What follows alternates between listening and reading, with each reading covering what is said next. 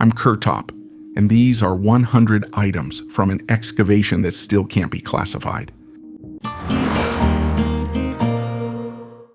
Urns of the Amazon. When a tree fell deep in the Brazilian Amazon, the rounded edges of pottery appeared under its roots. Archaeologists opened 7 burial urns, 2 of which were especially large. Inside were human bones, and nearby were the bones of fish and turtles. The urns were only 40 centimeters below the surface, probably under old houses. There were no ceramic lids. It seems they were covered with organic material that has decayed. The site is Lake Cachila in the municipality of Fonte Boa. Here, on high floodplains, artificial islands were built up hundreds of years ago. This was not a whim, but engineering. Soil mixed with ceramic fragments was brought in and arranged to create a platform stable enough for a house and resistant to floods. The urns were found on this platform. The ceramics show an unexpected mix of techniques plus a rare green clay that is known from only a few places in the region. Why fish and turtles were placed in urns with people remains unclear. It may have been ritual, a household detail, or indicated a link to water. These are still just hypotheses, but the organization of the site, the artificial islands, and the recurring shapes of the vessels all point to a regular practice, not a one-time event. The urns are now in the Tife laboratory. Dating will use organic material, isotopes, and paste comparisons. The tradition may also get a name. A monk who became a Buddha from within. Let's get back to the monk because this story is much crazier than it seems at first glance. The procedure is called Sokushin Butsu, which roughly translates as becoming a Buddha in this body. It was practiced in Japan starting around the 9th century. The idea is simple and completely wild at the same time. A monk could achieve enlightenment not through death, but by turning his body into an incorruptible relic while still alive. How did this work in practice? This is where the real horror begins.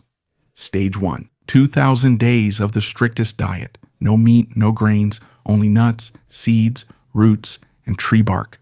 The body begins to consume itself. Fat disappears. Moisture leaves the muscles. This was done intentionally. The less organic matter in the body, the less insects and bacteria can destroy it after death. Stage 2. The monk began to drink tea made from the sap of the urushi tree. This is the lacquer tree, the very one used to make Japanese lacquer. The sap is poisonous. In large doses, it kills. But in small amounts, it coats the internal organs with a thin protective film. For insects, the smell is unbearable. The body literally becomes inedible from the inside. Stage 3. The box. The monk sits in the lotus position. He was placed in a wooden sarcophagus and either buried or sealed up. 2 tubes, one for air, the other a rope attached to a bell. Every day, 1 ring. Alive. Every day. No one knows what he thought about in the darkness, what he felt when he realized the air was running out, how the last ring of the bell sounded. When the bell fell silent, the tubes were sealed. After another 1,000 days, the box was opened. If the body was preserved, the monk was recognized as a living Buddha. He was covered with lacquer, dressed in ritual robes, and placed in a temple for worship. If not, he was buried with honors. Out of hundreds of monks who tried to follow this path, only a few succeeded. In Japan, about 12 confirmed cases are known. Monk Lu Quan is one of them. His statue stood in a Chinese temple for several centuries. Then somehow, it ended up in private hands. Eventually, it found its way to a Dutch museum. No one knew what was inside. It was just an old Buddha statue. There are thousands like it. In 2015, researchers decided to perform a CT scan. It's a standard procedure for studying old sculptures to check for cracks or cavities. And they found him, sitting in the same lotus position. Inside the bronze and gold was a man who, 1,000 years ago, decided to become a god, and did. Analysis showed that inside the skull and chest cavity were scrolls with Chinese characters instead of internal organs. Monks sometimes filled the body cavities with sacred text so that wisdom would literally live inside the relic. This is no longer history. This is some other genre. Now the question is, if a monk was willing to spend 3 years in darkness in order to become incorruptible, what does that tell us about people? That we have always sought a way to cheat death. And sometimes they did it so radically that 1,000 years later, Dutch scientists would open statues and discover that it actually worked. Pharaoh Pepi II Neferkari, who ruled Egypt during the 6th dynasty of the Old Kingdom, ascended the throne in 2278 BC when he was only 6 years old. The young ruler's guardian was his mother, who helped him govern the country during the early stages of his reign. Over time, Pepi proved to be a rather unusual person, and chronicles have preserved evidence of his strange actions. One of the most famous examples is his demand that slaves cover themselves in honey, so that flies would be attracted to them and not bother the pharaoh himself. This invention may seem absurd, but it shows how Pepi tried to solve even the simplest inconveniences. Meanwhile, the fly in ancient Egypt became a symbol of resilience and bravery, and golden awards in the shape of flies were given to soldiers for distinguished service. Such ornaments can essentially be considered the first medal of honor in history. There is also a preserved letter from Pepi II to Harkuf, the governor of Aswan, who led an expedition to Nubia. In it, the pharaoh strongly requested that a dancing pygmy be brought to the court for entertainment. This letter gives us an idea of his interests and how Egyptian rulers used foreigners brought from abroad for court entertainment. The reign of Pepi II was one of the longest in history. He reigned for about 94 years, or, according to other sources, 64 years, and possibly lived to be 100 years old, making him one of the most memorable pharaohs of ancient Egypt. The log coffin? Culture. The ancient legacy left by the culture that flourished in the northwest of Thailand amazes archaeologists with its unique burial customs.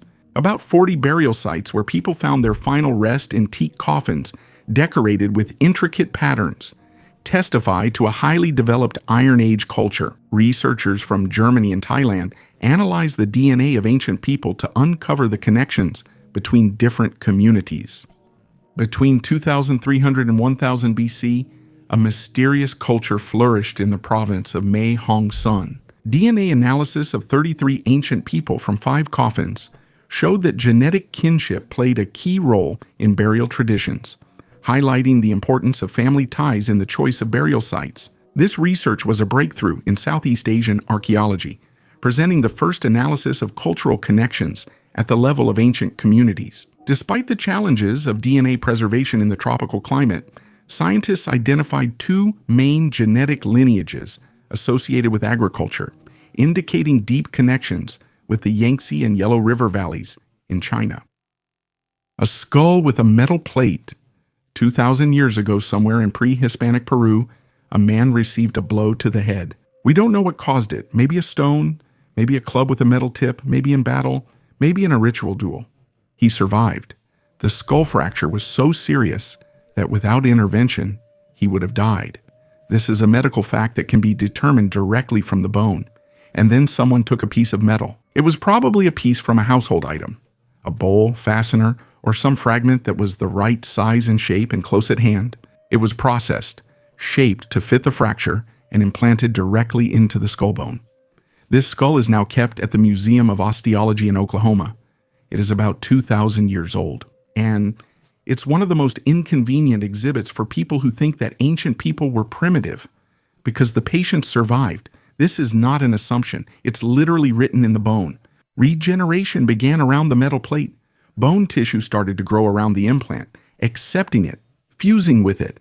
This is a process that takes months. So the person lived long enough after the surgery for their body to adapt to the piece of metal in their skull. Think about what that means in practice. Someone 2,000 years ago understood that it was necessary to stop the bleeding, close the wound, and fix the bone. Moreover, they understood it well enough to do it with metal and not kill the patient with infection, blood loss, or shock from pain. There was probably anesthesia. Coca was known in Peru. Sterility, some form of wound treatment for sure. This is neurosurgery. And in the 1st century AD, without hospitals, without education, without textbooks. By the way, the exact composition of the metal is still not determined. Museum representatives admit this. Research is ongoing. It might be copper, it might be an alloy. But even without knowing the composition, we know the main thing. It worked. Now, the second feature of this skull, it's elongated, intentionally stretched. Not a disease, not an anomaly, a tradition. In pre-Hispanic Peru, social elites were recognizable by their head shapes, as children's heads were tightly bound with boards from birth, and the skull gradually took on an elongated shape. It was a status symbol that couldn't be faked. It formed over years, starting from early childhood. This means that our warrior with metal in his head was a person from the upper class, which adds another layer to the story. The elite? He had access to the best people who knew how to do this. Maybe that's why he survived, while an ordinary soldier with the same fracture would simply die. Medicine. 2,000 years ago worked on the same principles as it does today. If you have money and connections, your chances are better. Some things never change. A fossilized bullet. In Crimea, a mysterious 2,200-year-old bullet was found inside a stone. Yes, you heard that right. A bullet. Back then, there were no firearms or gunpowder yet. Researchers discovered it when the stone split open. How did a bullet end up inside an ancient stone? This discovery could change all of history. Could it be that a bullet from the future ended up in the past and lay in the ground for several millennia? In any case, the artifact is shrouded in mystery, and we can only guess what really happened. What do you think? Share your thoughts in the comments. Ancient Roman treasure in the Swiss Alps. Some people come to Switzerland just to relax and have a good time in the mountains, but some get even luckier. Between the mountain peaks of Amertenhorn and Wildstrubel, a traveler accidentally stumbled upon a coin sticking out of the ground. As a law-abiding citizen, he immediately contacted archaeologists. During the excavation, researchers found many other artifacts here. At the moment, the team has discovered 100 coins, 27 small crystals of rock crystal, 59 shoe nails, a brooch, and a fragment of a votive tablet. And all these artifacts date back to Roman rule. The Romans lived throughout the territory of modern Switzerland. However, the scientists did not expect to find a treasure at an altitude of 2,950 meters. Archaeologists often find both coins and small artifacts throughout Switzerland. But to discover such a huge quantity all at once and at such a high altitude is very rare. The treasure's remote location, far from any settlement, suggests that this place could have had great religious significance. The city of Thun is located 20 kilometers from it. Thun, where the ruins of several Roman temples were found. In one of them, archaeologists discovered an inscription mentioning female alpine deities. Most likely, the mountains really did have religious significance, as suggested by the rock crystals found near the coins and jewelry. The dental prostheses of the first president of the United States. The widespread myth that George Washington's dentures were made of wood is actually not true. His dentures were made from various materials, including teeth taken from his slaves, as well as hippopotamus ivory and metals such as gold and lead. This fact was often hidden or distorted in historical sources, probably due to the ethical aspects related to the use of slaves' teeth. Washington suffered from serious dental problems throughout his life, and his personal records show that he bought teeth from slaves to use in his dentures. Such a practice in the 18th century, although common, still casts a shadow over the image of the first president of the United States. These dentures, with their gruesome composition and far from comfortable, imposed significant limitations on Washington, and he experienced constant discomfort, which can be seen in his facial expression in many portraits. La Palma Vasa. La Palma is one of the Canary Islands of Spain in the Atlantic, northwest of Africa. On its northwest coast in the Tijarafe area, in a cave next to human remains, a rare item was found, a whole ceramic vase from the 13th to 15th centuries. This is Benahorite pottery, made by the indigenous people of La Palma before the Spanish conquest. The discovery was made as part of the Proyecto Occidente project. Student Lourdes Desboroso noticed the vessel during the survey. Francisco Calmaño's team documented the context and carefully extracted the item. Analysis confirmed a burial context. The vessel was found in situ, in a mixed layer, which is extremely rare. The shape is typical of the local tradition. A rounded bottom, wide neck, and smooth walls without ornamentation. Such vessels were used both in everyday life and in rituals. Found by the remains, it should be seen as part of the burial set. Archaeologists can now analyze the clay's composition and additives, search for residue, and compare its shape to other complexes on the island. The main value is its intact condition and precise context. This allows us to talk not about the abstract style of the Canarians, but about the specific practice of how exactly burials were arranged on La Palma in the late Middle Ages, and what was considered necessary to place next to the person. The first dog appeared 14,000 years ago during the Ice Age, when northern Europe was covered in ice. People lived in small groups and hunted. They were constantly moving, following the animals. No cities, no agriculture. Every day was a matter of survival. And in this world, someone had a dog. Researchers from 17 scientific institutions conducted a DNA analysis of a bone fragment found in Gough's Cave in Somerset, England. They compared it with a database of more than 1,000 modern and ancient dogs and wolves. The result is clear. It's not a wolf. It's a domestic dog. It dates to 14,300 BC. This is the earliest direct evidence of dog domestication in Britain. The previous record was 5,000 years younger, in one leap. Dr. William Marsh from the London Museum of Natural History said it directly. These early domestic dogs were almost indistinguishable from wolves. No cute face, no floppy ears. It was a creature the size of a large shepherd dog, with wolf-like proportions, with a wolf's gaze, but it lived next to humans, and people fed it. Here's where it gets really interesting. Isotope analysis of the bones shows that this dog ate the same food as humans. Not scraps, not leftovers from butchering carcasses. The same food, from the table, so to speak. In the conditions of the Ice Age, this was insanely expensive. Every portion of food meant someone's survival.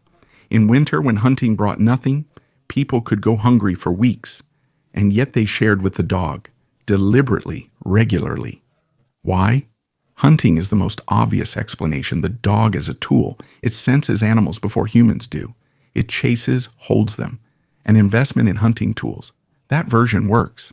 Guarding the camp also makes sense. Wolves and other predators are afraid of their own kind, even if they're domesticated. The dog acts as a living alarm system. But here's what breaks the purely utilitarian picture. After death, these animals were treated the same way as humans. The same burial rituals, the same attitude toward the body. You don't treat a tool like that. When a tool breaks, you throw it away. A family member is buried. So it turns out that even 14,000 years ago, there was something in humans that didn't let them treat a living being next to them as just a thing. We became attached. We mourned. We buried them with honor. This is one of the oldest human traits that we can confirm with physical evidence. Not cruelty, not war, but attachment to animals. An egg with liquid white and yolk. In Britain, archaeologists discovered a unique chicken egg from the Roman Empire era, preserved with its liquid contents. The discovery was made in Buckinghamshire, along with other artifacts near a Roman road. It is believed that the site was used for ritual offerings. Out of the 4 eggs found, only one remained intact, containing liquid, probably a mixture of egg white and yolk. This discovery provides new information about ancient agriculture in the region. According to archaeologists from the Museum of Natural History, this is the oldest known preserved bird egg. A stone map of the night sky. Italian scientists have discovered an ancient celestial map, which is about 2,500 years old, on the grounds of the old fortress of Castelliera di Rupin Piccolo in the province of Trieste.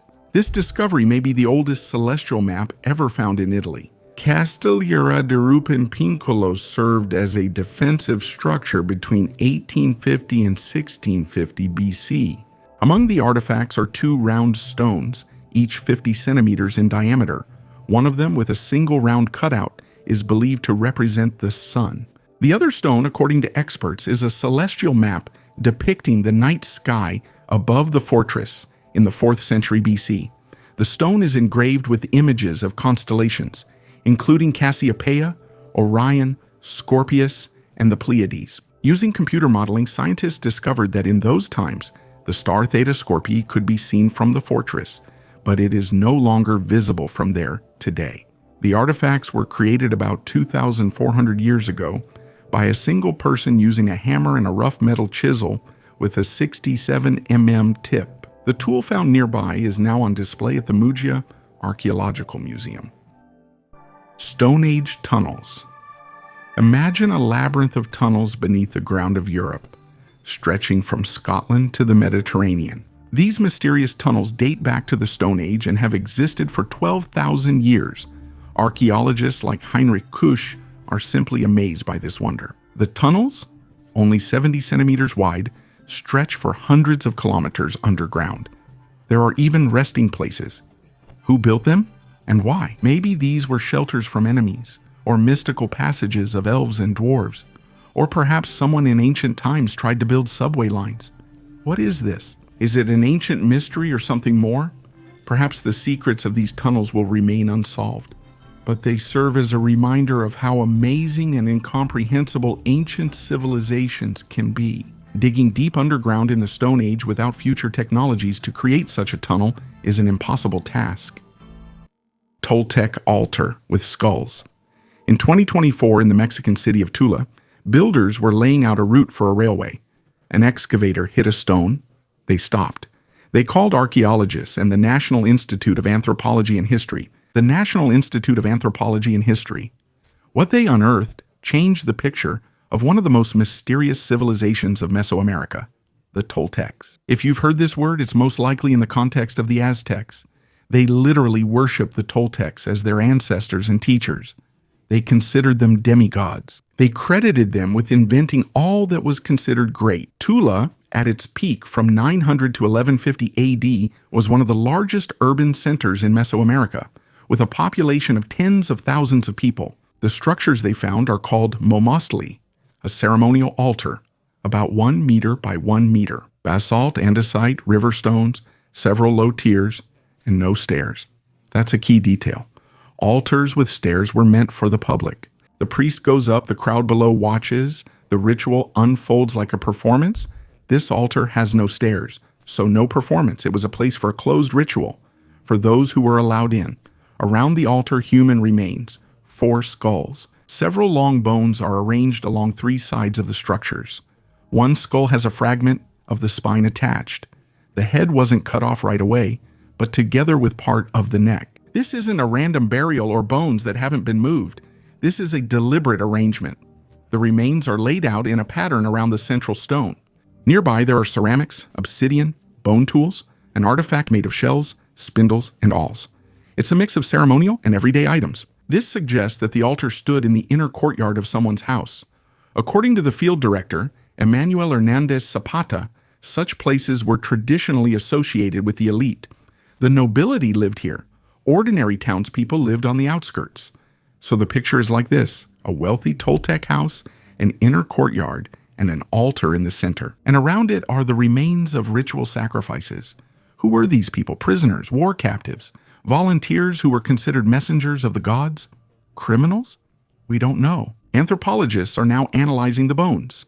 Age, health condition, marks on the bones. All of this will tell us exactly how they died. And the site is being filmed with drones.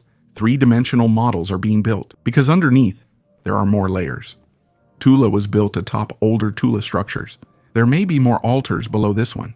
The project coordinator said this discovery broadens our understanding of the city. It turns out that the ritual life of the Toltecs didn't end at the main square. It reached into every elite house.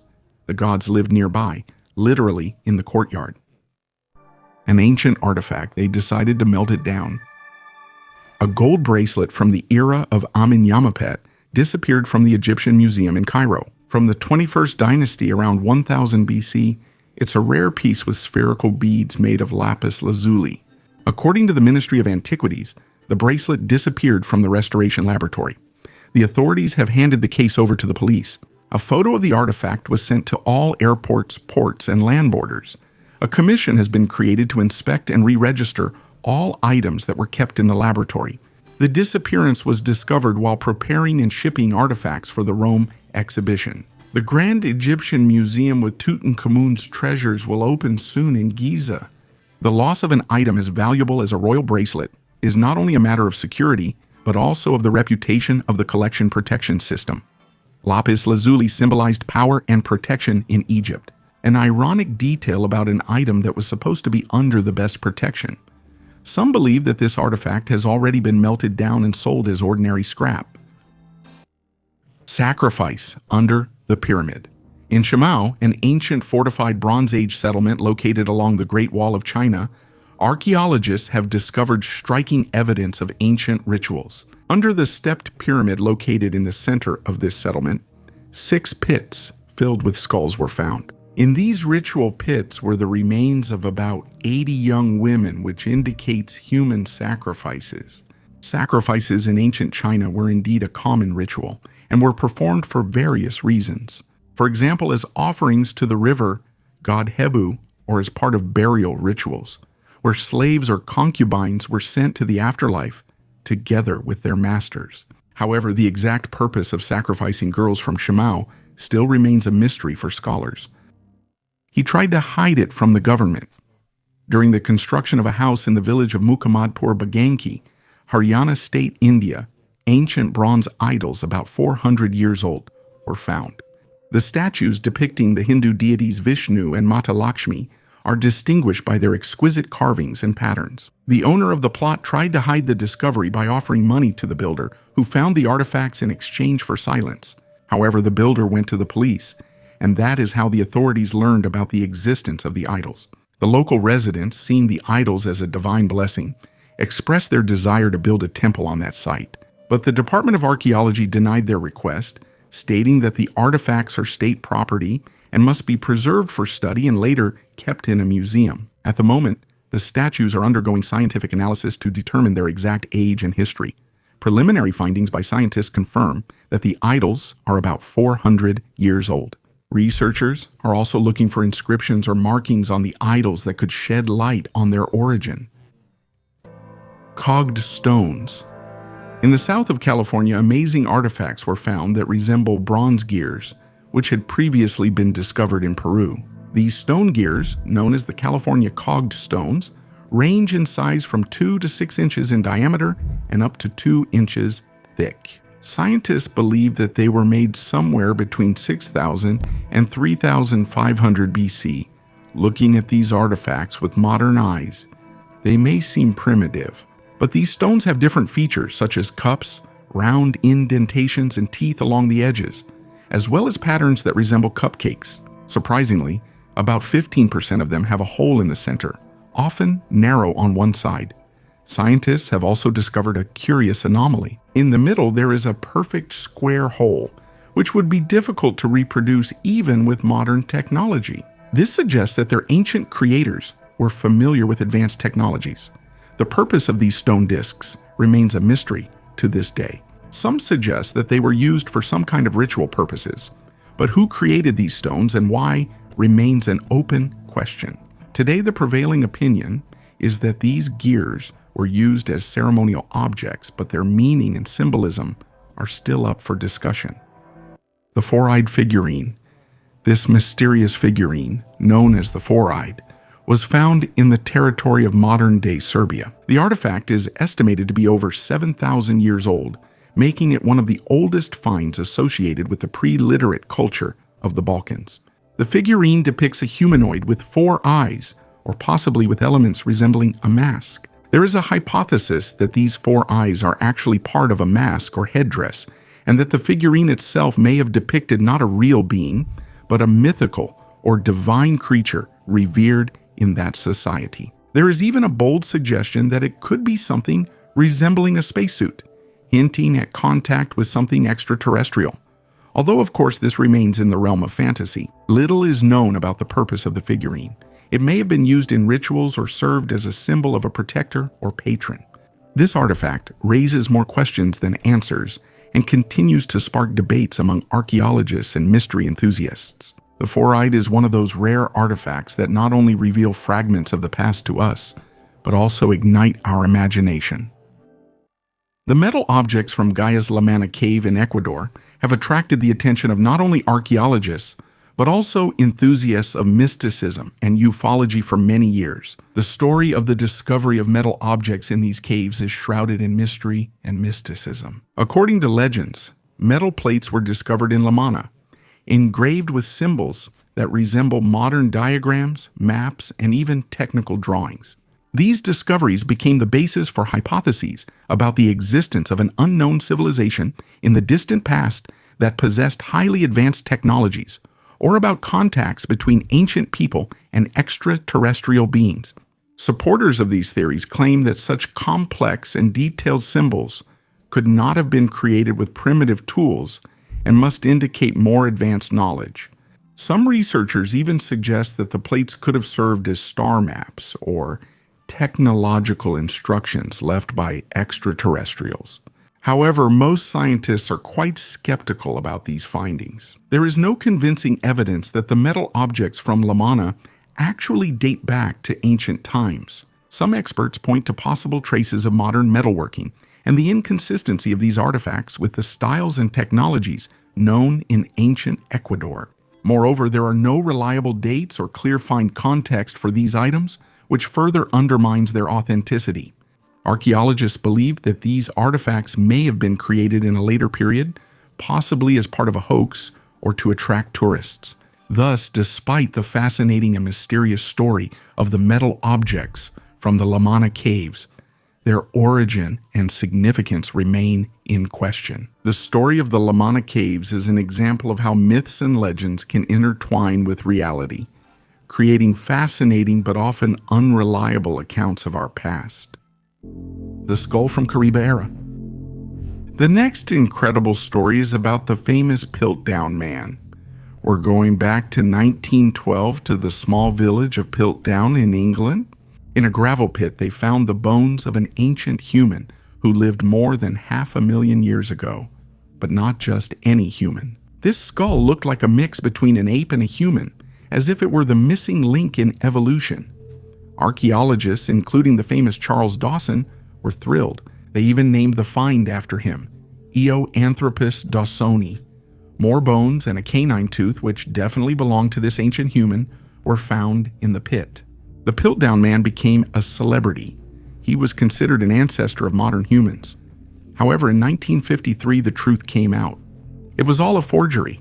The skull was stained and made to look ancient. The jaw belonged to an orangutan. Even the canine tooth was painted. Many suspect Dawson himself of creating this forgery.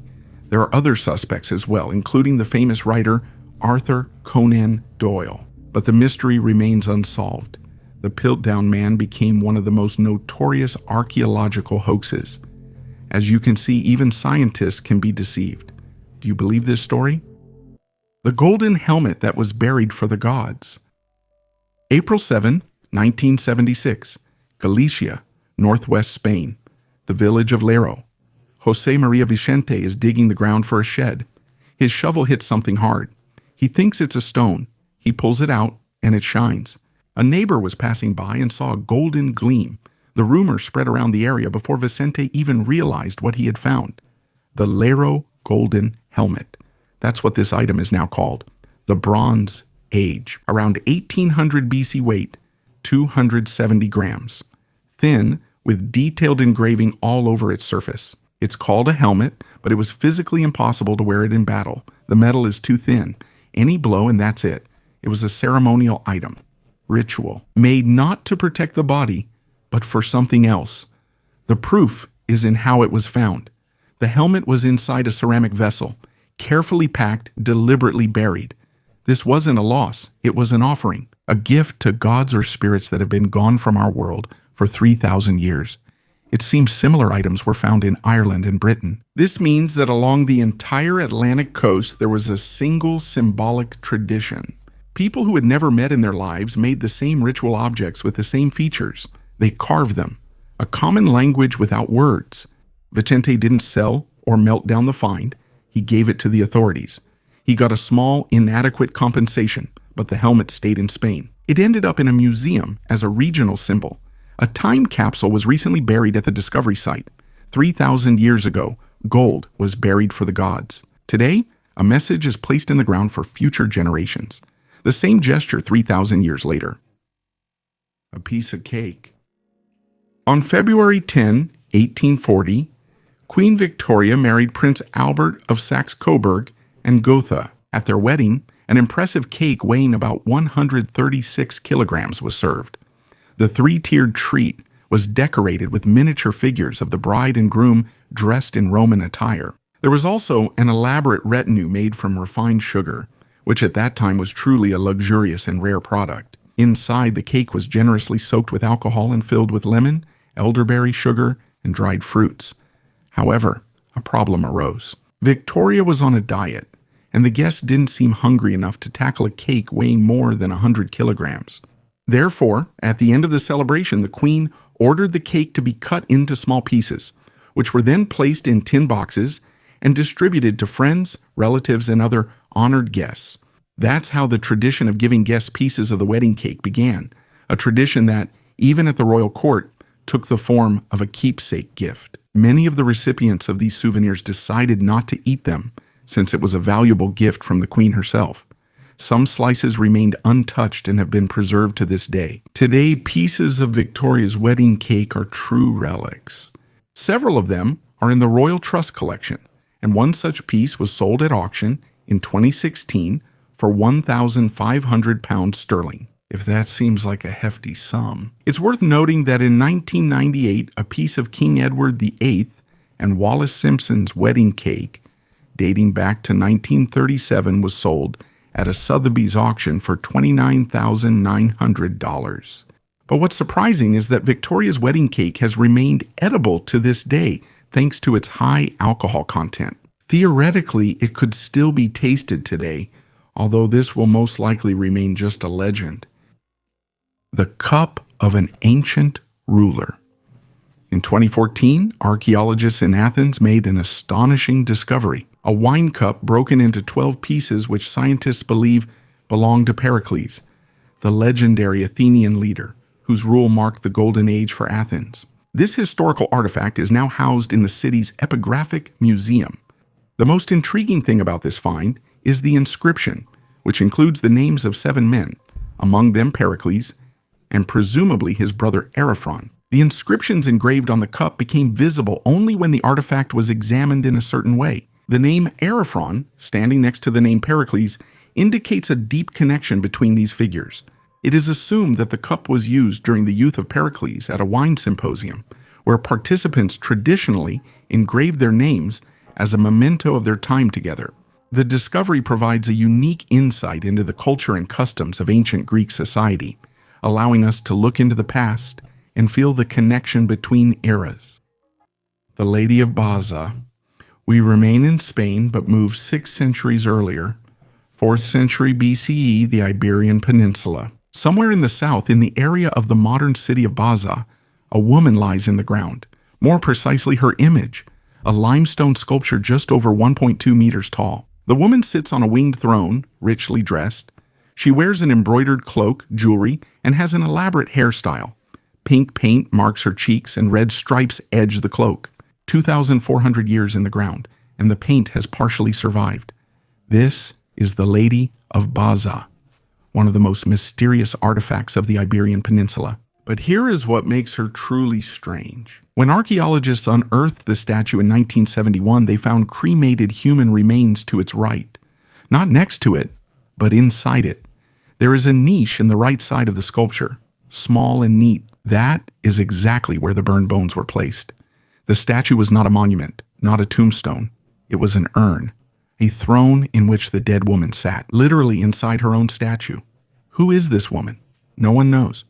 The Iberians left no written records that could explain this to us. Given the work's quality, the richness of the clothing, and the nature of the burial, this was clearly an extraordinary person, a priestess, queen, or high-ranking noble. The winged throne adds another layer. In Iberian culture, wings were associated with the transition between worlds. The one who sits on the winged throne is not just dead, they are already on their way, or have already arrived. It creates an unsettling image. The woman sits calmly, with dignity. Her wings are folded, and inside her is herself, burned, crushed, placed into stone. The body inside, the ashes inside. 2 versions of the same person in one object. The Iberians came up with a way to preserve a person in 2 states at once, and they did it in such a way that 24 centuries later, we stand before this sculpture and still can't fully understand what exactly we are seeing. Now, the Lady of Baza is kept in the National Archaeological Museum in Madrid, and every year, the same debate around her starts up again. Catalonia wants to return her to the place where she was found. Madrid won't give her up. Even in death, she continues to cause conflict. Some women are like that. A sarcophagus sealed with lead. Budapest. Óbuda district, a routine construction job. The excavator's bucket hits a stone, a limestone sarcophagus, Roman. It's been here since the 3rd century AD, almost 1,700 years. Most Roman tombs found in this area have been looted. They were opened back in ancient times, overturned, emptied, but not this one. The lid is sealed with metal clamps and sealed with molten lead. Now stop here for a second. Molten lead is more than just a lid. To do this, you need fire, tools, time, and intention. Someone deliberately stood over this tomb and thought, let it never be opened. This is a decision, a conscious one. But why? Protection from robbers is the obvious version. But lead seals are extremely rare. That means there was something inside that the family considered important to preserve, or important not to let out. When archaeologists from the Budapest Historical Museum finally opened the sarcophagus, they found a complete skeleton, a young woman, and next to her, 2 intact glass vessels, bronze figurines, about 140 coins, an amber ornament, a bone hairpin, and traces of fabric embroidered with gold thread. Imagine the fabric completely decayed over 17 centuries, but the gold remained. The fine threads woven into the clothing she was buried in outlasted the Roman Empire, the Middle Ages, 2 world wars, and they waited for the excavators in Budapest. This is not just a rich burial. In the late Roman era, sarcophagi were often reused. An old coffin, a new body. Simple as that. This one was made specially, for her, for a specific person. Who was she? Unknown, no name, no inscription. 17 centuries ago, someone sealed the lid of her coffin with lead and wanted her to remain untouched forever. They almost succeeded, but here is the question that keeps bothering us. If the family sealed the coffin so carefully, what were they more afraid of? That someone would get in or that someone would get out? The largest meteorite on Earth. The mysteries of space have always fascinated minds, and meteorites serve as evidence of mysterious visits from distant space to Earth. An example of such an incredible visitor is the Hoba meteorite, discovered in Namibia, which still amazes people with its size and history. Unlike the Tunguska meteorite, which left many questions and assumptions, Hoba is tangible evidence of cosmic journeys to our planet. Weighing 60 tons, this giant piece of metal, adorned with ancient rust, now stands proudly in an amphitheater built especially for it, and is one of Namibia's main attractions. The history of the meteorite's discovery began in 1918, when farmer Jacobus Brits, while plowing the land, stumbled upon an unusual boulder. At first he tried to uproot it, but after examining it closely, Brits discovered that it was an iron meteorite, whose composition was later determined to be 81% iron and 17% nickel. This discovery became a sensation since little was known about meteorites at the time, and the farmer dreamed of hitting the jackpot. The issues of transporting the enormous visitor from space turned out to be so complicated that he had to forget about selling it. Since then, the Hoba meteorite, whose weight has decreased over time to 63 tons due to chemical erosion and vandalism, has been placed under protection and recognized as a national monument. Today, Hoba not only amazes with its size, but also serves as a living lesson in history and astronomy, reminding us how small and yet important we are in this vast universe. And although tourists continue to leave their marks on it, each scratch is quickly covered by a layer of rust, as if nature itself erases the boundaries between the earthly and the cosmic. The Glözel tablet. In 1924, clay tablets with mysterious symbols and images were discovered in the small village of Glözel in France, sparking heated debates in the scientific community. These artifacts, discovered by a young farmer named Emil Fratta, turned out to be so unusual that it was impossible to link them to any known ancient civilization. The tablets contain symbols and images resembling ancient scripts, but their origin and meaning remain unclear. Some researchers have hypothesized that the Glözel tablets could be evidence of a lost or unknown culture that developed in this region thousands of years ago. Another more radical theory suggests that these tablets may be traces of extraterrestrial intervention, although there is very little evidence to support this. However, the tablets' authenticity is still questioned. Since their discovery, scientists have conducted numerous studies to determine whether they are genuine, ancient artifacts or skillful forgeries. To this day, Neither version has been definitively confirmed, and the Glozal tablets remain one of the most mysterious archaeological discoveries of the 20th century. An alien from ancient Egypt. In the rock-cut tomb of Pepi, archaeologists found something they definitely did not expect here, a tiny faience patikos, the Egyptian god protector, guardian of the path to the afterlife. It was lying among beads, amulets, and the remains of 14 buried people. This is rare for Anatolia. In the publications of the Adiyaman Museum, such a find is called the first ever recorded here. And it's immediately clear what's important. This is not just a pretty trinket, but a working amulet that was placed there intentionally. Patikos in Egypt holds back evil, wards off diseases and bites, and accompanies you through dangerous passages. If such an amulet ended up in the Hellenistic tomb in Commagene, it means the family accepted Egyptian protection as part of their ritual. Pepi stood at the crossroads of Anatolia, Mesopotamia, and the Mediterranean. From here came trade connections and rapid migration of ideas. But trade alone cannot explain this. An alien symbol was incorporated into the local funerary set for the deceased, along with the usual beads and pendants. What caught my attention here was exactly the word alien. The Egyptian amulet does not conflict with the Anatolian form of burial nearby. It completes it, creating a sense of a cohesive protective ensemble.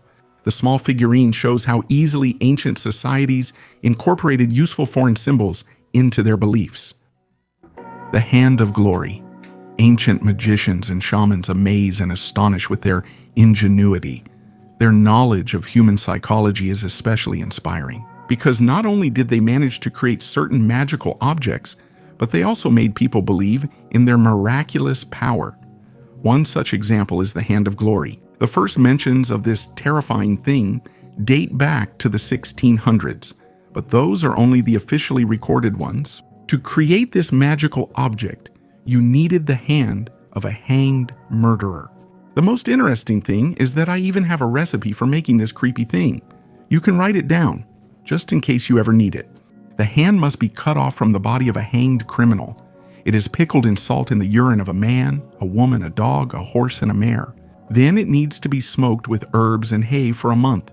Hang it on an oak tree for 3 nights in a row, and then hang it on a church door for 1 night. And if during this time no fear drives you away, the hand will be yours. According to another recipe, the hand had to be, so to speak, pickled in various ingredients. 2 of them are ponya and zemat. Fortunately, we still don't know the translations of these words.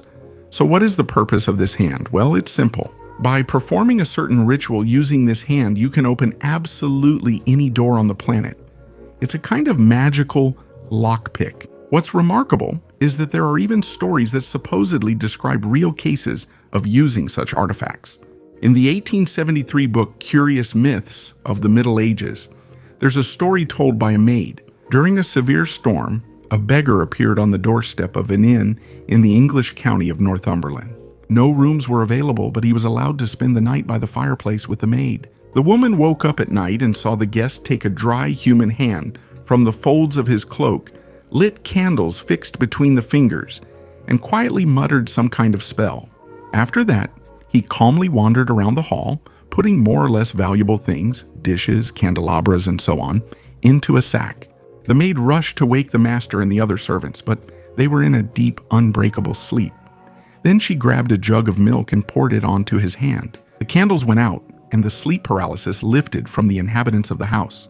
Now, such hands are part of the exhibits in several museums, each with its own sinister story. The next find already had real value in the Middle Ages.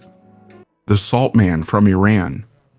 This astonishing discovery was found in the mid-1990s in the salt mines near Sherabad in the mountains of Iran. Archaeologists believe that these are the remains of a worker from an ancient salt mine who died right at his workplace about 1,500 years ago. The unique conditions of the cave, saturated with salty vapors, helped preserve his body in an astonishing state. Even the mummy's hair has been preserved and turned whitish from the salt, and its beard makes the find look even eerier. Scientists believe that the high concentration of salt in the cave prevented the decomposition process, naturally mummifying the body. The salted body looks as if time has stopped, allowing us to look into the face of the past. The Salt Man became not only an archaeological sensation but also an important source of information about the lives of people from that era. Today, this mummy is a reminder of the harsh reality of the past and a unique example of human interaction with nature. Monastery in Egypt.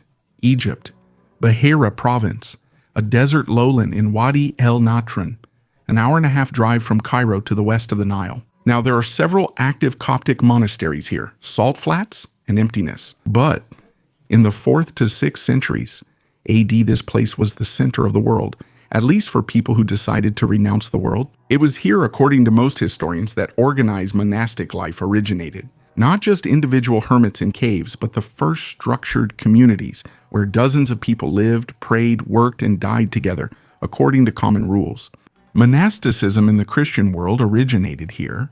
A few months ago, Egyptian archaeologists excavated one of these monasteries, right out in the open, covering 2,000 square meters. The mud brick walls have been preserved in some places to a height of more than 2 meters.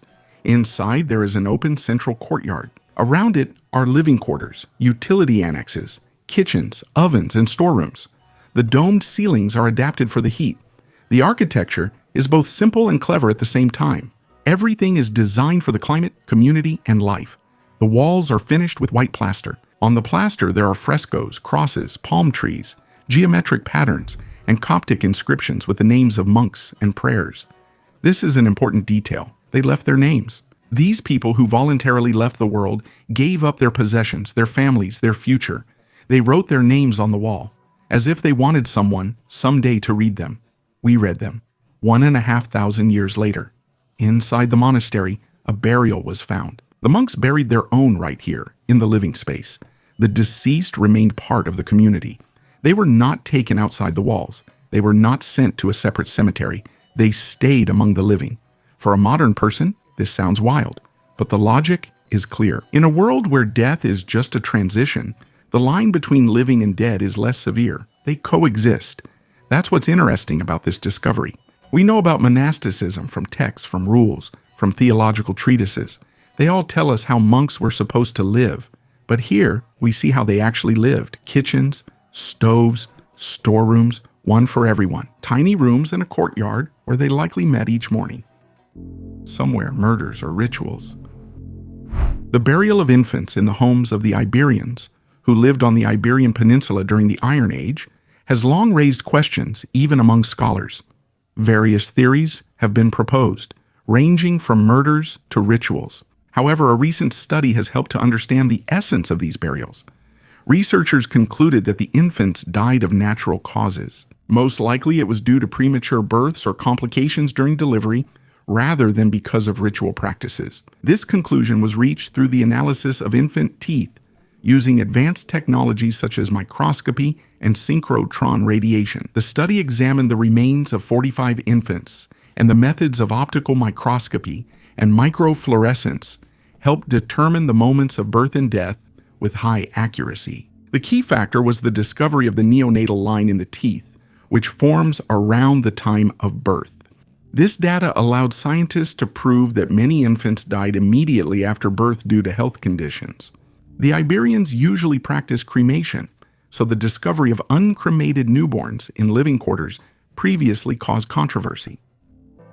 Near Rome, archaeologists discovered a unique skeleton of an ancient Roman man with gigantism. Standing at 202 centimeters tall, the man stood out among his 3rd century contemporaries, whose average height was about 167 centimeters.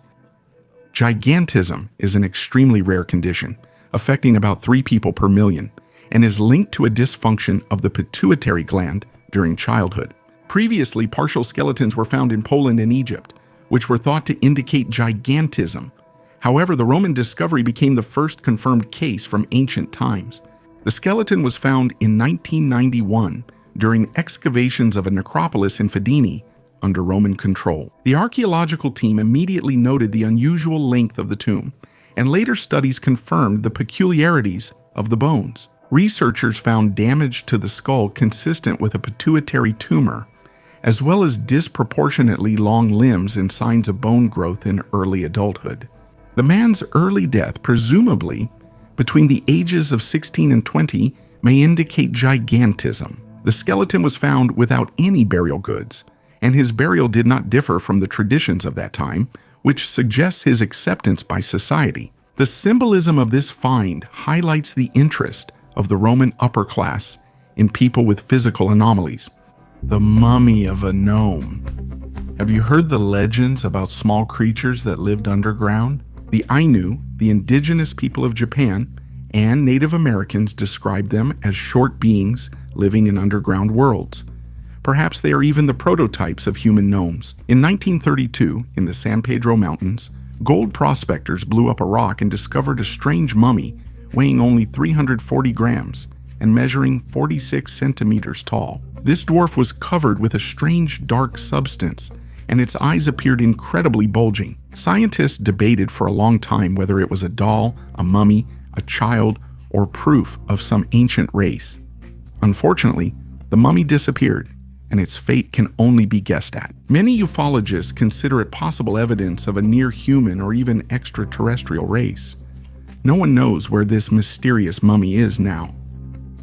The pharaoh everyone forgot. Everyone knows Tutankhamun, the golden mask, the curse, a billion views on YouTube. But there is a pharaoh almost no one knows about, and yet his tomb is even richer. Susens I ruled Egypt from around 1047 to 998 BC. This era, known as the Late Period, saw the great empire collapsing.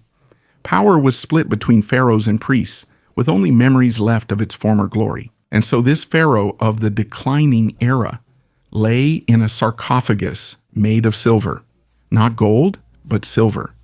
For a modern person, the difference isn't obvious, but in ancient Egypt, it was the other way around.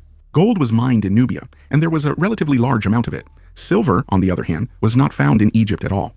It was brought from far away, through trade routes that stretched across the entire Middle East. Silver was a rarity. Silver was a luxury that was more expensive than gold. The silver sarcophagus of Susenes is not just beautiful.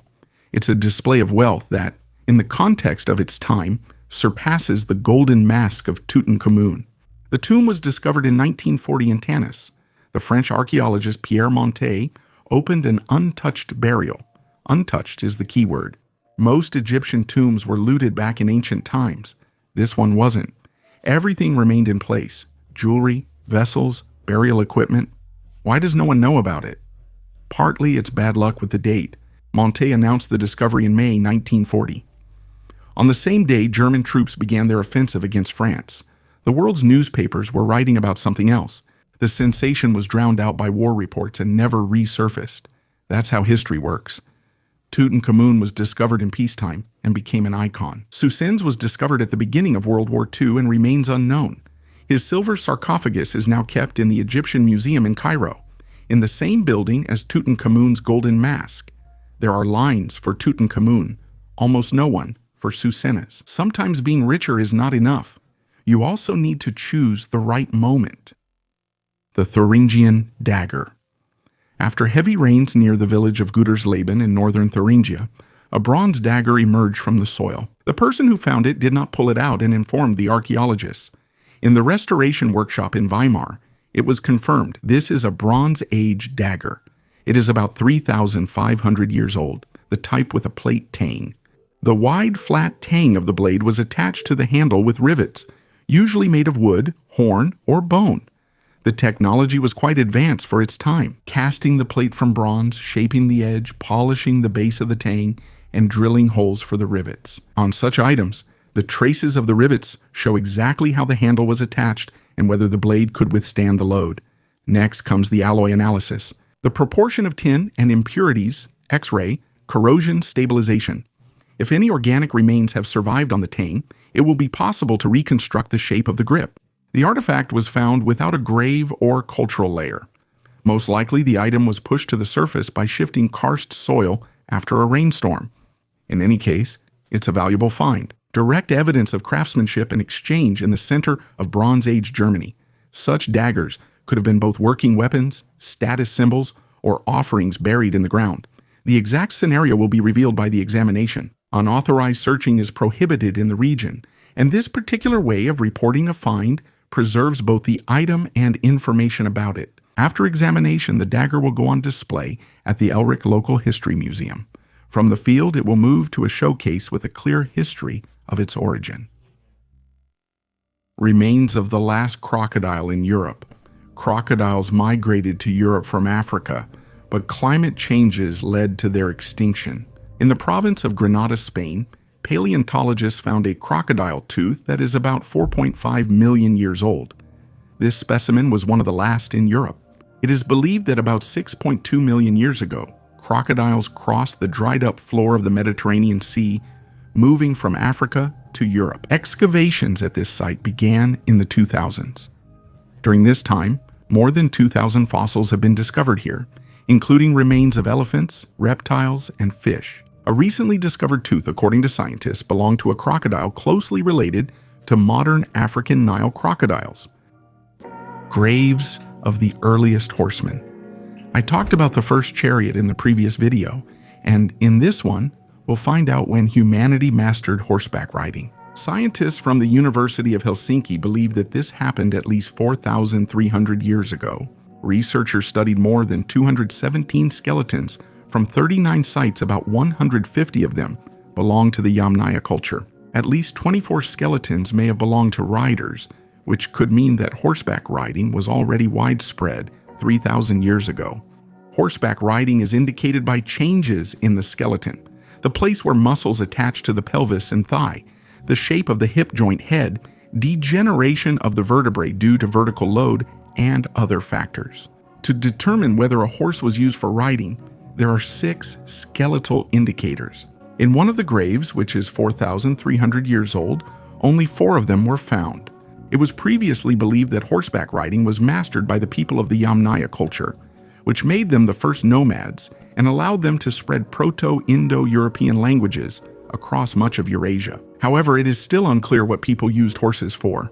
Either it was more convenient for herding livestock, or horseback riding was a symbol of status.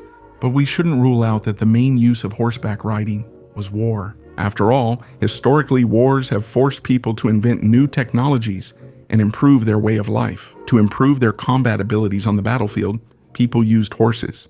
And in the future, horses helped solve everyday problems and sped up the settlement of new lands.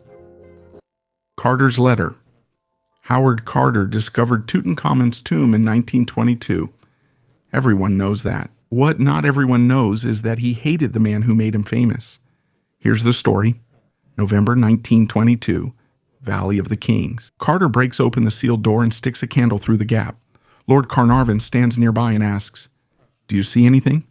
Carter replies, "Yes, wonderful things." This is one of the most quoted moments in the history of archaeology. And there's another man standing behind them, Arthur Weigall, Egyptologist, journalist, a man with a keen nose for a sensational story. He watches as Lord Carnarvon enters the tomb in high spirits, and he says out loud, loudly enough to be remembered, if he comes out in the same mood, he will have no more than 6 weeks to live. A few weeks later, Carnarvon dies. A mosquito bite, blood poisoning, a common death in Egypt at the time. But Weigall had already written an article, then another one, then a book. The Curse of Tutankhamun became his product, his brand. Every subsequent death among the expedition's circle became new evidence. Journalists all over the world picked it up. The story became bigger than the tomb itself. Carter remained silent in public all this time. He says it's nonsense, that superstition is a threat to science, that it's all made up. What he really thought was revealed in 2024, a 3-page handwritten letter surfaced at an auction in Boston. It was written in January 1934, 5 years before Carter's own death. It was addressed to a certain Helen Lonides on official letterhead with the address Kurna, Luxor, Egypt. Carter writes about Weigall's death. He died shortly before the letter was written, and Carter calls it a real blessing. Literally. A smart writer, but cunning. His fabrications had no basis whatsoever and posed a threat to archaeology. Some of them were probably invented for temporary excitement and entertainment at someone else's expense. Carter does not mourn. He is glad. The letter was auctioned off for $16,643, several times higher than the starting price. It had been in private hands somewhere for 92 years with no one knowing about it. And then it surfaced and revealed what Carter could not say publicly during his lifetime. Here's what's interesting. The curse of Tutankhamun still lives on. Movies, books, and articles come out every year. But Weigel, who invented it, is forgotten. Carter, who spent his whole life disproving it, is in the history textbooks. Sometimes the truth does win, just slowly. An amulet from space. Turkish archaeologists discovered an amulet made of meteoritic iron that is 4,700 years old. This artifact, found in an early Bronze Age burial in Asia Minor, is considered the oldest such find in the region with a precisely established date. The amulet was discovered in the Kisik-Serv burial ground, located in southwestern Turkey. The item was found in a pythos, a large clay vessel used for burial. To date, the earliest recognized artifacts made from meteoritic iron are beads from Egypt, found near the settlement of El Gurza and dated to 3,300 BC. Finds from the Orenburg region in Russia are also known, where archaeologists discovered a knife, a chisel, and an adze plane in a Yamnaya culture burial mound, dating to 2,700 BC. During the excavations in Kisik-Serv, in addition to the amulet, burials with rich funerary attributes were found, indicating the high status of the deceased. Analyses confirmed that the iron of the amulet is indeed of meteoritic origin, which further increases its historical and scientific value. A 2,000-year-old cemetery in Siberia, in Krasnoyarsk, Russia, workers were clearing a mound and discovered ancient skeletons. It turned out that this was not just a mound, but a kurgan, and there was a burial chamber underground. The approximate age of the human remains is 2,000 years. And the most interesting thing is that they belong to a very little-known culture. According to archaeologists, the culture was similar to the Scythians, whose numerous remains have been found in Crimea. Near the skeletons, archaeologists found ritual weapons and artifacts. Based on these items, it was determined that the burial does not belong to the Tagar culture. There were no such artifacts in the culture of these people. Perhaps they were a people from the Scythian group.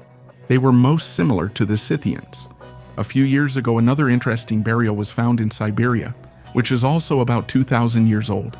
In Ust-Palui, a burial of 5 dogs was discovered. They were buried with honors. This indicates that dogs were not just pets for people in ancient times.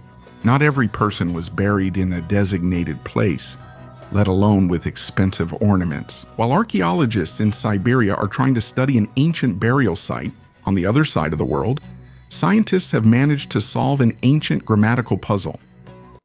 The first green mummy.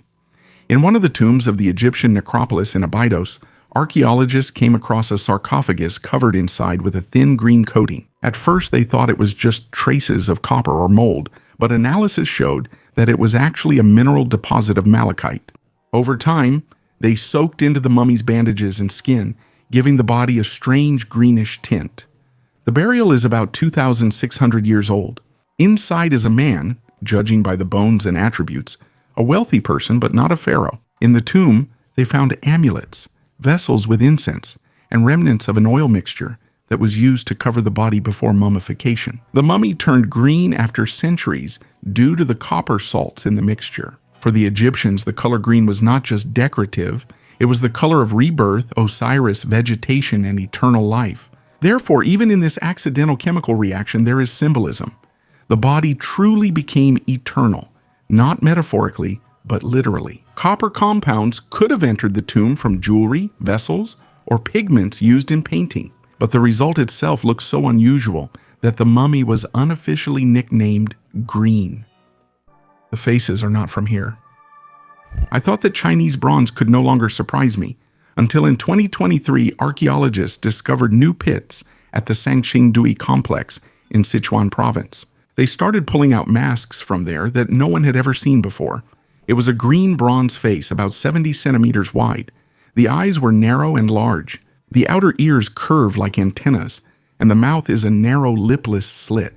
The inner surface is coated with cinnabar. Under a microscope, they found calcite dust, as if the mask had been worn near a bright flame or in a sandstorm.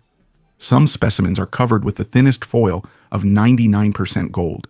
Sanxingdui is dated to the 13th, 11th centuries BC, but the style is unlike Shang, Zhou, or anything else in East Asia. The faces are too elongated, the proportions are too inhuman. Chinese archaeologists explain the find carefully. Most likely these are masks of ancestral spirits. In local legends, there's a simpler phrase. When the heavenly gods looked at people, their eyes were twice as long as human eyes. The technique is also surprising. The bronze walls are only 35 mm thick, yet they were cast as a single piece without seams. For that era, such large forms usually cracked right in the casting pit. The debates continue. Either the craftsmen depicted shaman seers, or they tried to remember the appearance of some visitors and copied it again and again. Excavations are ongoing. Scanners show several more layers beneath the ground. Indonesian star path. In 1992, geologist Castillo made a discovery that is still shocking. In the province of Kapanga, Indonesia, he was exploring the Devil's Cave in the mountains and discovered an unusual stone. Mysterious symbols were engraved on its fracture, resembling a map of a star path. The markings on the stone are strikingly similar to the images from the plaques sent by NASA into space with the Pioneer 10 and Pioneer 11 probes in the 1970s. The stone depicts a man and a woman holding hands, as well as the sun, stars, and lines resembling roots. Geologists claim that the stone was worked on hundreds of thousands of years ago. This casts doubt on its earthly origin, since people at that time supposedly could not have possessed such knowledge. Conspiracy theorists suggest that aliens received the message from the Pioneer probe, but made a miscalculation and ended up on Earth hundreds of thousands of years ago. Perhaps they got stuck here and left their mark in the form of this stone. Another theory says that the stone could have been created by a highly developed civilization that existed in Indonesia long before the Common Era. The map depicts a star system with 1 star and 7 planets, almost an exact replica of the solar system. Modern scientists recognize 8 planets, but not long ago Neptune was considered an asteroid. Whoever the authors of the mysterious stone were, their knowledge of the stars remains a mystery, astonishing modern science. Gray dust under the wheel, Curiosity rover rolls along the bottom of an old channel in the Gades Valleys Canyon. The rocks look ordinary, nothing special. One of the boulders cracks under the wheel of the nearly 1-ton machine, and inside, a pure yellow glow flashes. It's not dust, not salt, but elemental sulfur in crystals. Nothing like this has ever been found on Mars before. Sulfur was only known in the form of sulfates, which are formed when it comes into contact with water. But pure sulfur appears only under special, almost ordinary conditions, as if someone carefully squeezed everything unnecessary out of the rock. For science, this is a win on 2 fronts. First, sulfur is an important part of the amino acid chain. Without it, there is no protein on Earth. Second, the very fact of its existence breaks previous models of Martian geology. Now the area where such rocks are found becomes a priority area. We need to drill, observe, and build new climate scenarios. Darius's gold. During the excavations in Persepolis, workers stumbled upon a stone box laid under the foundation of the Apadana Palace. Inside were 2 thin plates, one made of gold, the other of silver. They were placed there during construction about 2,500 years ago, during the reign of Darius the Great. Both plates have cuneiform inscriptions in 3 languages at once. It was important to Darius that the text could be understood in different parts of his vast empire. He lists the lands, emphasizes his power, and gives thanks to Ahura Mazda. This is not a decorative item and not part of a ritual. It is a statement about who built this place, who owned the territory, and which god protected the palace. The plates have been preserved as if they were just taken out of the workshop. The metal hasn't cracked and the inscriptions are easy to read. They were deliberately hidden in the foundation, not as a secret, but as a sign for future generations, in case someone ever looks under the stone. The Second Sphinx. Most people know that the Great Sphinx has stood in Giza for 4,500 years. During this time, it has been studied by thousands of scholars and hundreds of expeditions. Every centimeter has been photographed, measured, and described. You'd think, what else could be found there? Between the front paws of the Sphinx stands a stone slab called the Dream Stele. It was installed by Pharaoh Thutmose IV around 1400 BC. On it is a legend about how a young prince fell asleep at the feet of the Sphinx, and the Sphinx appeared to him in a dream. "Clear the sand from me and you will become Pharaoh." Thutmose cleared it and became pharaoh. Standard propaganda, a typical political move to legitimize power. But on this stele, there are two sphinxes depicted. Italian researcher Filippo Biondi asked a simple question. What if this isn't symbolism? What if it's a plan? His team conducted a geometric analysis of the Giza Plateau. They drew a line from the center of the Khafra pyramid through the existing sphinx and extended it further across the plateau. The line ended at a hill, 30 meters of hardened sand. It has never been excavated. No one was interested in it. Satellite radar scanning showed that there is a structure under the hill. Its size and outline resemble the first sphinx. And there's more. The scanning of the first sphinx has long been known. There are 7 shaft chambers beneath it. So, under the hill, a similar network can be seen. Vertical shafts, horizontal passages going deep inside. It's almost a mirror image. Biondi speaks cautiously. The scan data is not proof. Excavations with geologists are needed. Real test pits are needed. It takes time. But the symmetry between the two objects is becoming harder and harder to ignore. And that's not all. The same scan showed more. There could be an extensive underground complex beneath the Giza Plateau as a whole. Biondi calls it an underground megastructure, a system of passages and chambers that no one has seen. Maybe since the time of those who built it. What's there? Tombs? A ritual space? A library of texts that will change everything we know about Egypt? No one knows. Not a single person on Earth. But here's what's important to understand. Giza is the most studied place on the planet. The greatest minds of the last 2 centuries have worked here. And still, under just 30 meters of ordinary sand, there could be a second sphinx. That doesn't mean archaeologists did a bad job. It means the planet knows how to hide things. Hide them well and patiently for thousands of years. Nomoli figurines. One of the most mysterious artifacts of the African continent is the Nomoli figurines. They were found in Sierra Leone in West Africa. These ancient sculptures, carved from stone, depict strange creatures with disproportionately large heads, bulging eyes, and other unusual features that are not typical of human anatomy. Some of them even depict scenes that can be interpreted as mythological or religious. The unique shapes and features of these figurines have attracted the attention not only of archaeologists, but also of proponents of ancient astronaut theories. Some researchers believe that the Nomoli figurines may represent images of extraterrestrial beings with whom the ancient inhabitants of the region may have had contact. In their opinion, the strange proportions and features of the figurines may indicate that they were created under the impression of real beings of extraterrestrial origin. This theory, although it lacks scientific evidence, adds an aura of mystery to the Nomoli figurines and attracts the attention of ufologists and fans of the mystical. Official science regards the Nomoli figurines as religious or ritual objects, and it believes that these artifacts were most likely used in ancient ceremonies or rituals related to the worship of gods or spirits, as they could have symbolized certain mythological characters. As I have already told you before, when archaeologists or historians cannot explain the origin of an artifact, it inevitably becomes an object of religious significance. Interestingly, the figurines in Mali are often found deep in the ground, sometimes together with other ancient artifacts, various iron objects or weapons, which makes it more difficult to date them and determine their cultural context. Some findings suggest that these artifacts may have existed in very ancient times, possibly long before the emergence of known civilizations in this region. The two-headed alien.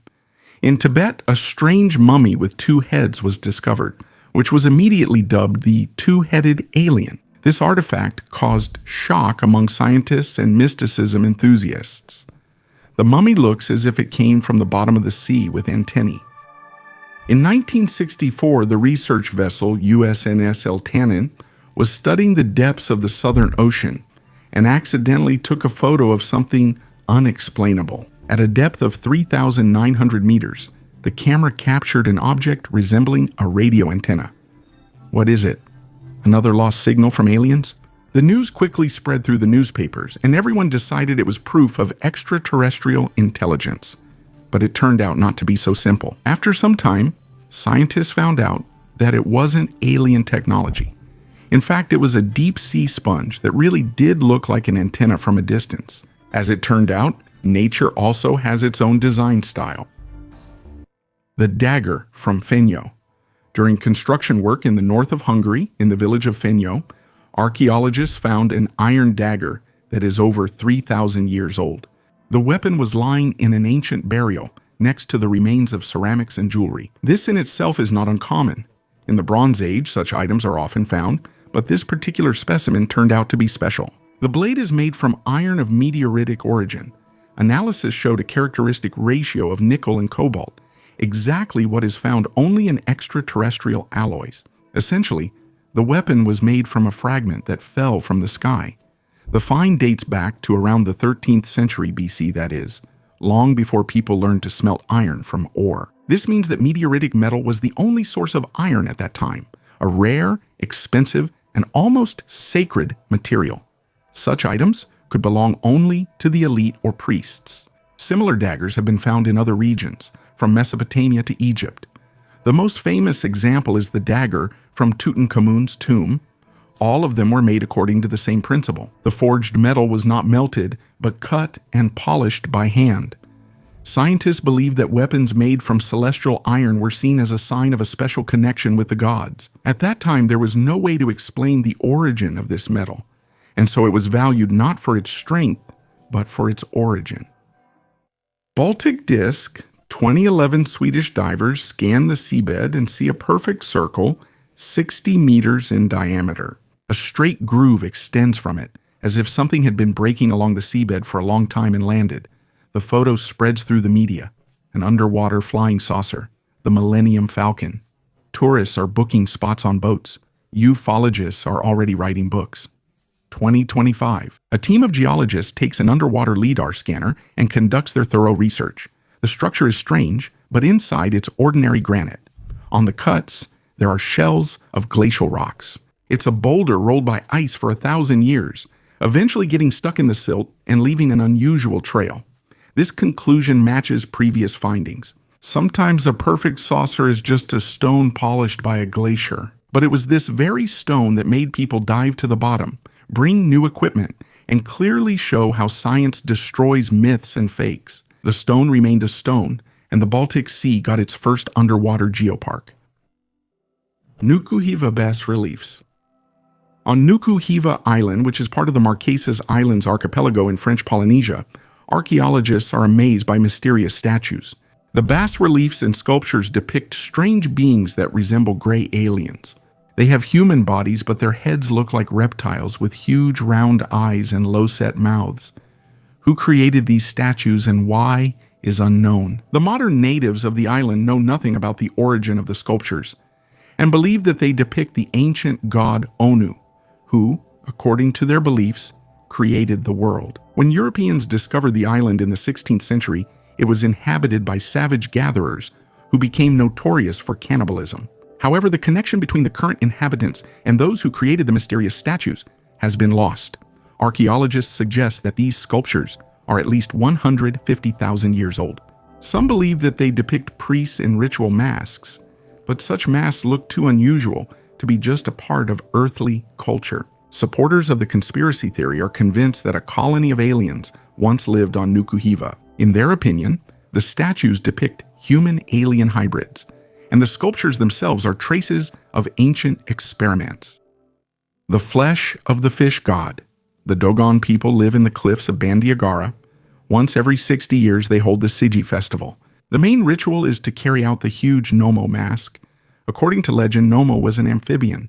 It once arrived in a copper egg, thundering like a storm. It fell into a lake and came out of the capsule half human, half fish. Nomo showed people star maps.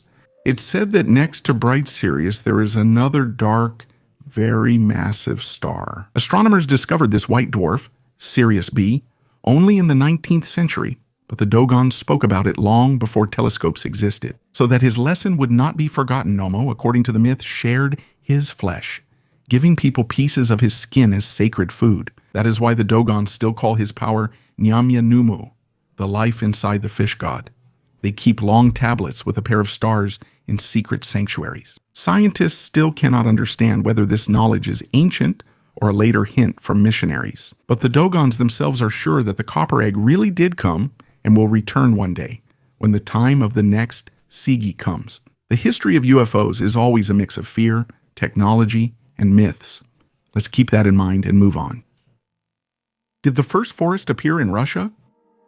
In Russia, near Luga, in the Tolmachevsky quarry, they found something you usually see in textbooks, not in the sand of a quarry: a petrified stump with real roots. The age is about 385 million years. This is the late Devonian period, a time when the land were just beginning to turn green. At first, everyone thought it was Prototaxites, the ancient column-shaped organisms famous in this area, but the roots settled it. What we have here is not a column fungus, but an actual tree. The discovery was made by an amateur paleontologist. He noticed a large piece in the sand that didn't look like an ordinary stone and showed it to specialists. Then scientists from St. Petersburg State University got involved. They excavated and documented it, then sent the sample to the lab. There, by examining thin sections and tissue, they will better determine the species and age. It's important that the first forests were already here. The root system held the soil, changed water runoff, and influenced the carbon balance. Simply put, this was the beginning of the forested planet we're used to. You can pile up a lot of scientific terms here, but the essence is simple. The scientists went looking for a giant fungus, but ended up finding the ancestor of our forests. Now they have to compare the specimen with known Devonian trees and determine exactly what it was. Even if the species name is still in question, the discovery itself already changes what we know about the region's past. The oldest animation in history. If you thought before that animation was invented in the 20th century, you're mistaken. Archaeologists found something similar to animation, and this artifact is about 5,200 years old. The unique vase was discovered in 1967, but the image on it has only now been made out. In the Burnt City, an archaeological excavation site in southeastern Iran, researchers found a cup with burnt red sketches of a jumping goat, which comes to life when the vase is spun. To be precise, in 5 consecutive images, the horned goat is jumping. Researchers believe that, in this way, the goat is trying to eat leaves from the Assyrian tree of life. At least that's what it looks like when you spin the vase. You can see this vase at the National Museum of Iran. Persian potters in ancient times were fascinated by the movement of animals and came up with this kind of animation to capture the event. This is how the first animation in history appeared.